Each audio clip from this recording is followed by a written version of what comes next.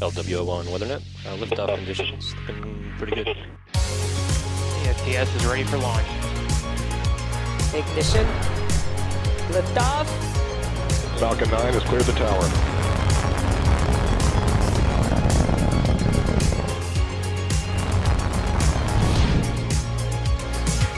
Ten, 9, 8, Side booster ignition. 6, 5, 4, 3, 2, 1.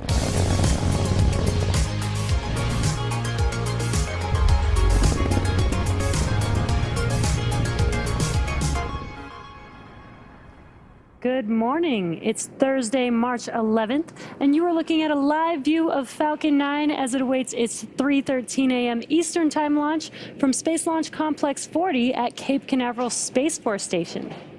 If you live in a major city like we do here in Los Angeles, chances are you have easy access to great internet and never really have to think about it. However, roughly half of the world's population, or 3.6 billion people, do not have access to internet. And at a time where more people are working from home and more students are participating in virtual learning, internet connectivity across the globe is more important than ever. To that end, the Starlink team is excited to expand our beta service internationally, adding 2 brand new countries and expanding into a third. Starlink beta is now available for the first time in Germany. This week, we rolled out service into parts of Western Germany and will continue to expand in the coming weeks. The photo you're seeing here on the screen is the first installation in Germany. You can barely make out the Starlink on the rooftop there. It's pretty exciting to see Starlink hardware in Deutschland, and we're looking forward to seeing more pictures like this in the future. The team is also rolling out first-time service in New Zealand. Service will initially be focused in the South Island, but will continue to expand rapidly this year. And last but not least, the Starlink team expanded our existing coverage in the UK to include Wales, Northern Ireland, Scotland, North England, in addition to the existing coverage in the South.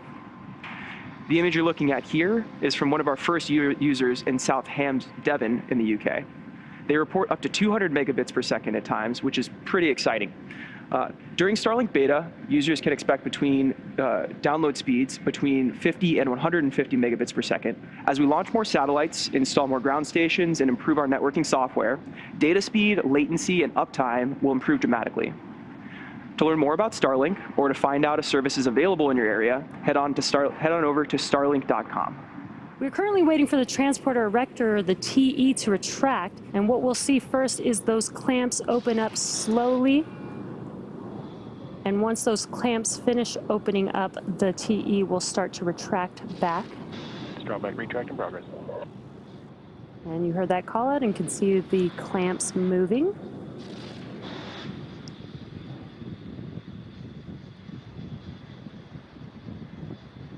Looks like the clamps have completed opening, so that TE should start retracting back very slowly.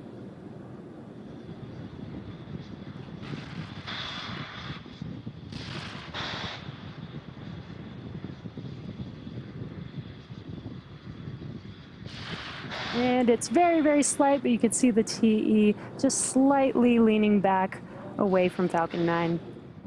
LOX loading should be... LOX load close out. There it is. Stage 2 LOX load is now complete. So now that LOX loading is complete, we will start to clear out the LOX line on the transporter erector. So you should see some venting here in a few seconds. And there you can see on your screen, as I mentioned, those white clouds is from the vent. That's from the venting from the LOX. So all systems are 30 seconds. All systems are go for launch. Let's listen into the terminal count and watch as Falcon 9 takes our stack of Starlink satellites into space.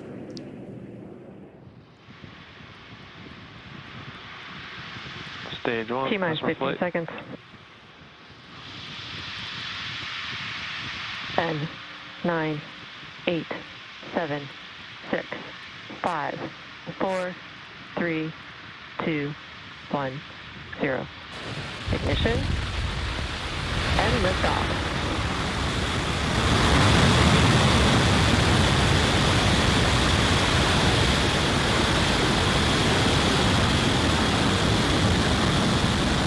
Stage 1 propulsion Vehicles pitching downrange.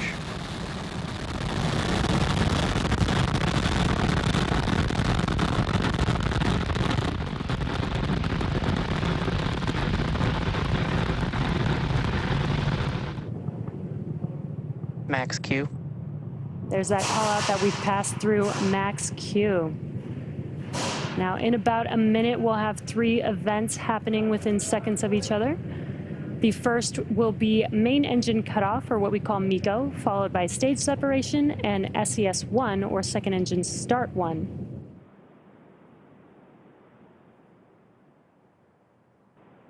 MECO. Stage separation confirmed.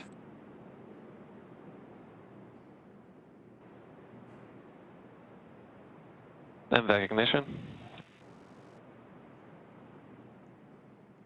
And there we just had MECO and stage separation.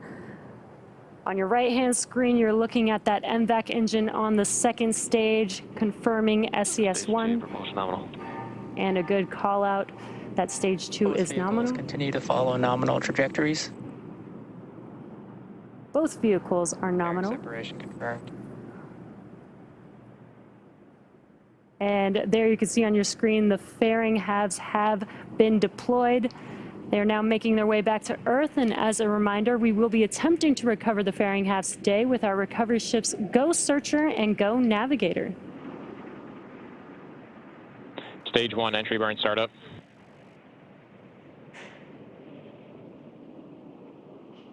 And there we go, we have entry burn start.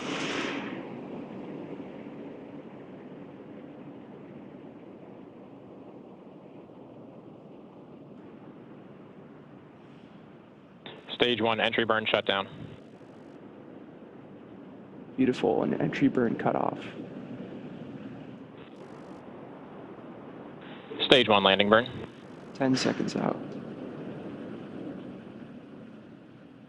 We may see a video cutout here.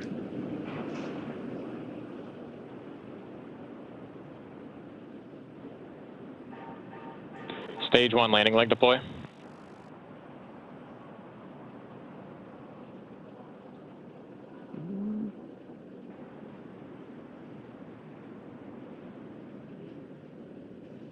All right, and there you can see it. We've landed first stage on our drone ship. I've just read the instructions. This marks our 76th recovery of an orbital class rocket and the 6th recovery for this particular booster. SECO.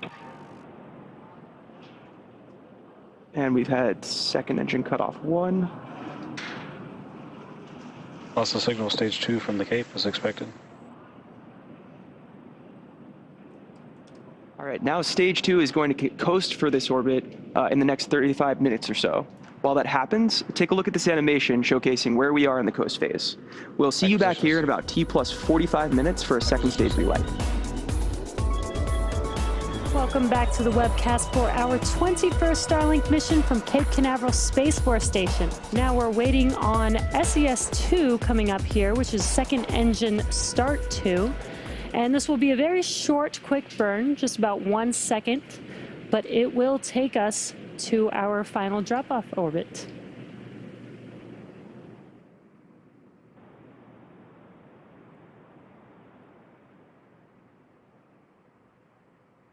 And there you can see it was a very quick burn, but we did have SES2 and SECO2. We had a call out. Nominal orbit insertion. There we go. Call out for good burn and a call out for a good nominal insertion. Again, our Starlink sats will ultimately end up in a LEO, or low Earth orbit, around 550 kilometers above Earth's surface, which is different than your typical geostationary or GeoSat, which orbits roughly 36,000 kilometers above Earth. We have another 15-minute coast phase before we deploy our next batch of Starlink satellites into orbit. And during this time, the spacecraft will start to spin along its central axis, giving the Starlink satellites the momentum that they need to space themselves out over time after they deploy. We'll see you back here at T plus 1 hour and 4 minutes.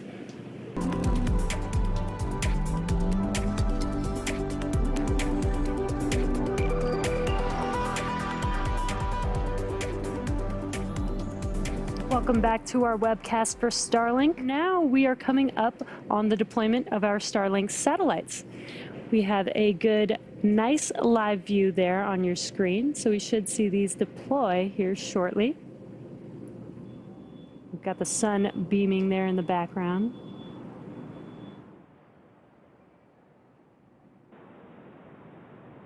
Payload deployed. Confirmed.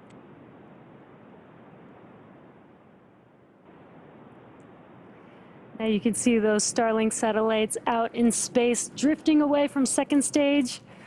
As a reminder, this is just their drop-off orbit.